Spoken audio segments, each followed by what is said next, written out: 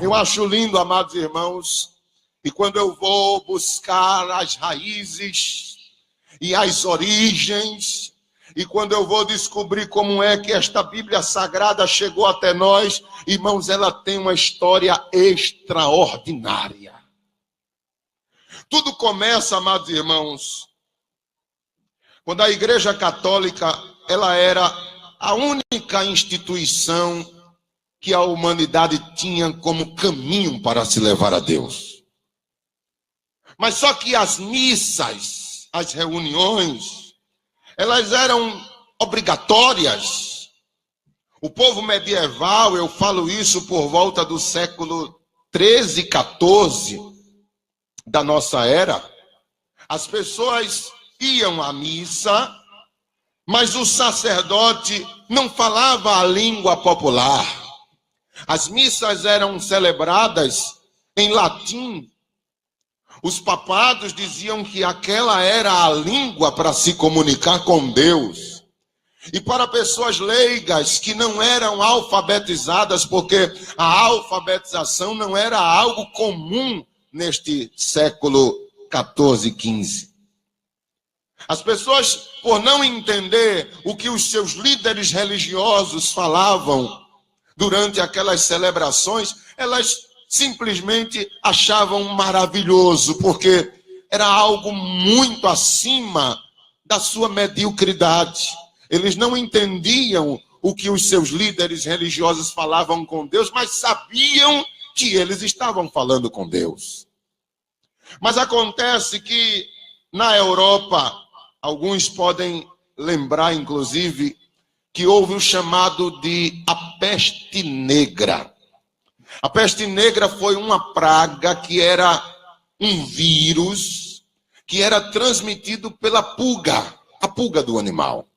Isso no ano 1348 a 1350. Somente 2 anos foi suficiente para matar 75 milhões de europeus.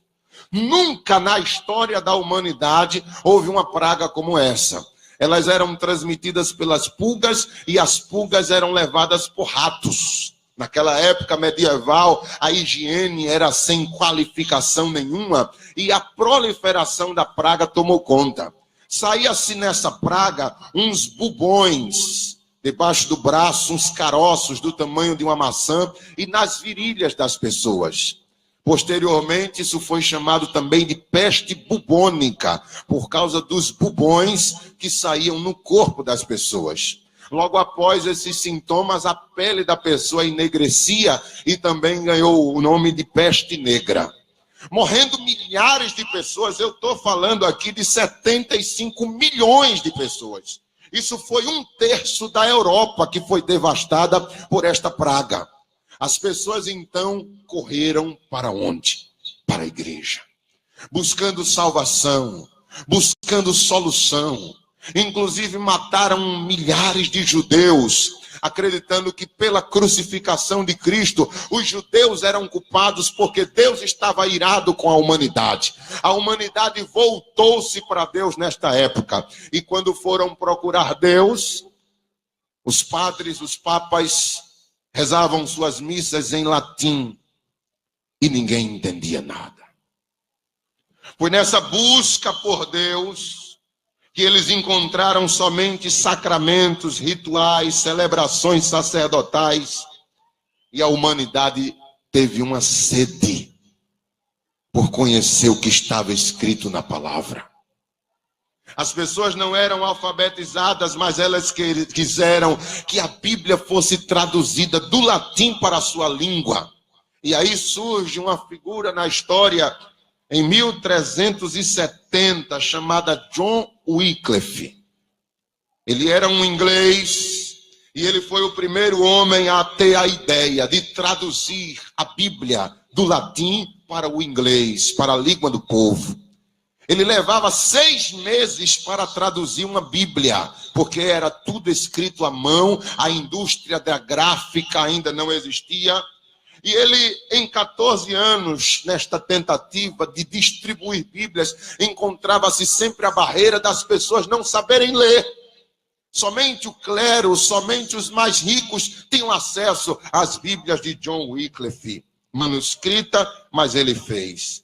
14 anos depois deste início de projeto, ele morreu. E 23 anos depois da sua morte, o seu corpo foi exumado do sepulcro, porque a Igreja Católica declarou que ele era um herege. E seu corpo foi tirado do túmulo, queimado, e suas cinzas jogadas a um rio. E todas as Bíblias que John Wycliffe traduziu à mão, elas foram queimadas. O povo volta ao seu estado de negridão espiritual. Mas aí diz a história, amados irmãos, que uma nova edição em 1515 começou a florescer novamente. E em 1520, uma esperança na história da Europa surge com a presença de um rei chamado Henrique VIII. Este Henrique VIII é fundador da Igreja Anglicana. Até então a Igreja Católica era soberana e acima dos reis. Mas acontece que o rei Henrique VIII, ele quis ter um filho homem para herdar o seu trono. E ele, para isso, teve que casar com 6 esposas. 6. Só a Igreja Católica poderia celebrar uma cerimônia religiosa e eles se recusaram a casar o rei Henrique VIII por 6 vezes. É então, na hora da história, que o rei Henrique diz: então eu vou fundar uma igreja para mim. E nesta igreja, que foi a Igreja Anglicana, eu vou poder casar com as mulheres que eu quiser, até que uma delas me deu um filho. E ele casou com 6 esposas. Foi aí que a Igreja Anglicana surgiu, e foi aí que a perseguição às Bíblias pararam.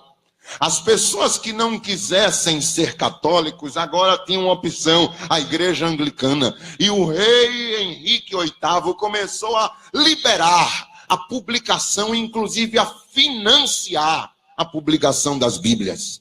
Só que quando este homem morre, irmãos, quem toma o lugar dele é uma de suas primeiras filhas. E essa filha que assume o seu trono é Catarina, Maria Catarina. Ela é conhecida na história europeia como Catarina a Sanguinária. Por quê? Porque ela volta a perseguir a igreja protestante. Até então não eram nem chamados de protestante, porque o protestantismo ainda não se iniciou, mas ela então persegue novamente, ela mata, queimado. 284 pessoas que foram encontradas com um exemplar da Bíblia. Todas as Bíblias traduzidas foram exterminadas, queimadas. E as pessoas que foram encontradas com o livro foram queimadas. Ao todo, 284 pessoas foram queimadas por Catarina a Sanguinária. Uma jovem se destaca entre estas 284 pessoas. Era uma jovem de 22 anos chamada Joana Wesley. Essa Joana Wesley perdeu seu pai, perdeu a sua mãe muito jovem. Ela foi a responsável de criar um irmão que ela tinha gêmeo. E a história diz que ela costurava tricô para sobreviver. Mas ela juntou dinheiro e comprou um Novo Testamento. Ela era cega. Ela, sem poder ler, ela trabalhava para pagar uma pessoa para ler. Ela passava fome. Mas o dinheiro que ela ganhava na sua pobreza, costurando tricô, ela contratava uma pessoa para ler o Novo Testamento, para que ela, aleluia, tivesse acesso ao que tinha sido escrito na palavra de Deus. Isso é muito forte, irmãos. Quando Catarina, rainha Catarina, rainha da Inglaterra, descobriu Joana, ela mandou queimar aquela jovem, morreu com 22 anos por este motivo, por querer ler a palavra de Deus. Logo depois disso, os irmãos sabem muito bem que veio Tyndale, que traduziu para o inglês, e veio também Martinho Lutero, que traduziu para o alemão. E aí surge o protestantismo, vem então a era da gráfica, das indústrias, e a Bíblia se proliferou, e foi assim que ela chegou até nós. Você hoje pode ter um livro desse na sua mão, mas para que ele chegasse até você, muito sangue foi derramado. Muita perseguição surgiu na história. Muitas pessoas foram queimadas, mas até hoje o livro sobrevive. Porque este livro, ele é simplesmente, irmãos, indestrutível. Quem dá uma glória a Deus por isso, irmãos? Aleluia, glória a Deus. No ano de 1700, irmãos, surgiu um escritor francês chamado Voltaire. E ele disse: em 100 anos eu vou conseguir exterminar todas as Bíblias do mundo. E elas só existirão nos museus. E ele começou um projeto. Investiu todo o seu dinheiro para perseguir. Onde houvesse uma Bíblia, ele arrancava das mãos do seu dono para queimar. Viajou muitas partes do mundo, mas ele morreu em 1778. O projeto começou em 1970.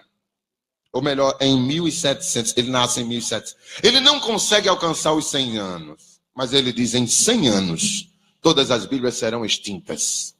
Morreu em 1778. E depois da sua morte, a casa publicadora de Bíblias foi em Genebra, na Suíça, e comprou a casa de Voltaire. E ali fundou, veja que coisa, fundou a casa publicadora de Bíblias de Genebra. Na casa de Voltaire se tornou uma fábrica de Bíblia, onde milhares e milhares de Bíblias foram distribuídas em todo o mundo. Era Deus dizendo assim: Voltaire, você me desafiou, querendo exterminar o meu livro sagrado, mas o meu livro não se destrói, o meu livro permanece para todo sempre. E por ironia, hoje ainda existe a casa publicadora de Genebra, onde milhares e milhares de Bíblias são editadas e distribuída todos os dias. Aleluia, aleluia, porque simplesmente nada destrói a Bíblia Sagrada.